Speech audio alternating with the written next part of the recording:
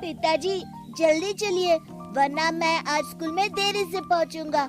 मेरी टीचर बहुत गुस्सा करती है। हाँ हाँ बेटा, अभी चलते हैं, बस 2 मिनट रुको।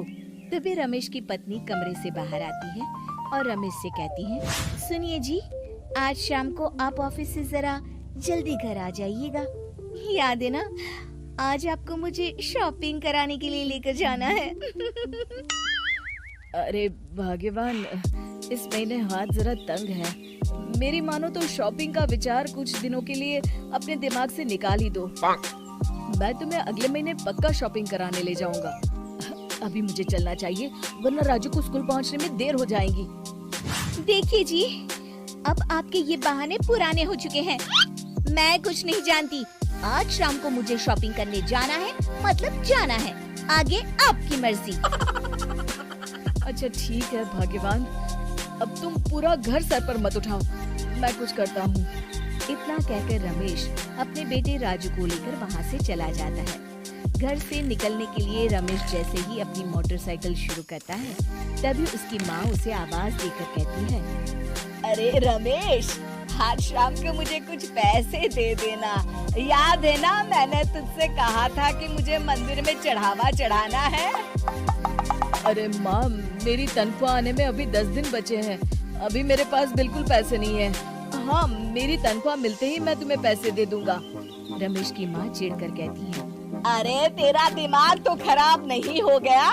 मैंने तेरे भरोसे मंदिर के पुजारी जी से वादा कर दिया है और तू कह रहा है कि पैसे नहीं है। अब मैं पुजारी जी को क्या जवाब दूंगी?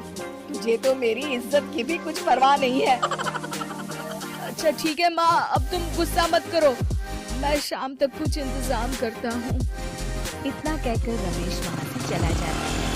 फिर दोपहर को जब रमेश अपने दफ्तर में बैठा होता है, तब उसे अपनी पत्नी और माँ की बातें याद आती हैं। रमेश अपने दफ्तर के एक साथी मोहन से कुछ रुपए उधार मांगता है। अरे भाई मोहन, मेरा एक छोटा सा काम कर दो, मुझे कुछ रुपयों की सख्त जरूरत है। मुझे कुछ दिनों के लिए क्या तुम रुपए उधार दे सकते हो?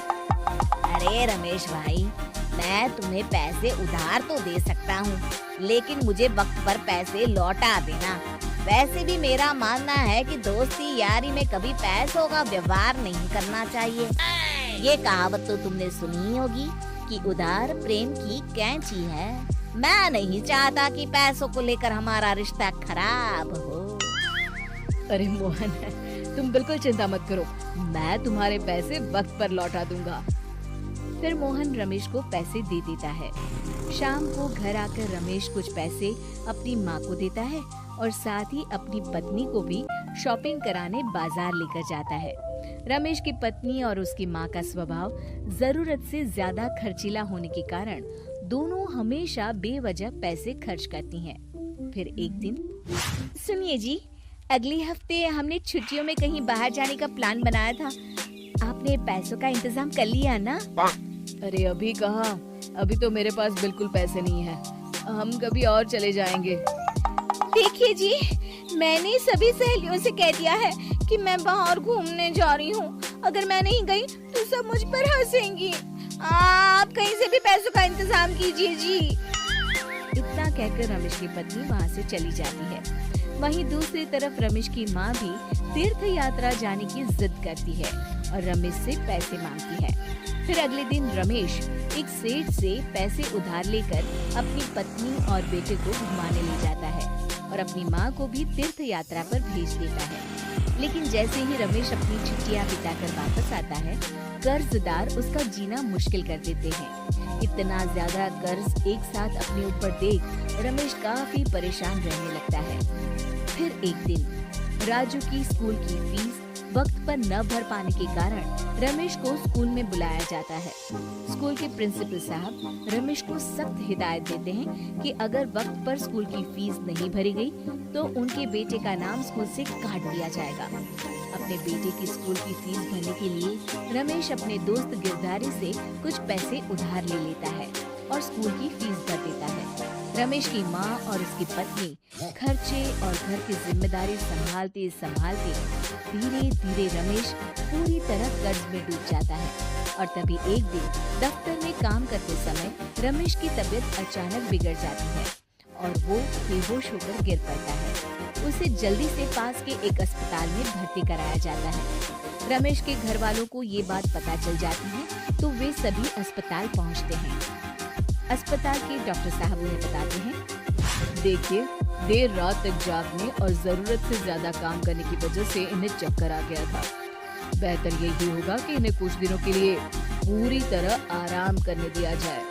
रमेश की हालत देखकर उसके बेटे राजू को बहुत गुस्सा आता है और वो अपनी दादी और माँ से कहता है, माँ, दादी, मैं इतना छोटा हूँ, फिर भी मैं इतना समझता हूँ कि पिताजी दिन रात दफ्तर में काम करके पैसे कमाते हैं। पिताजी अकेला पूरा घर संभालते हैं और आप दोनों अपने फिजूल के खर्चों के लिए उन पर दबाव डालते रहते हैं। आज पिताजी की हालत के जिम्मेदार तो आप दोनों हैं।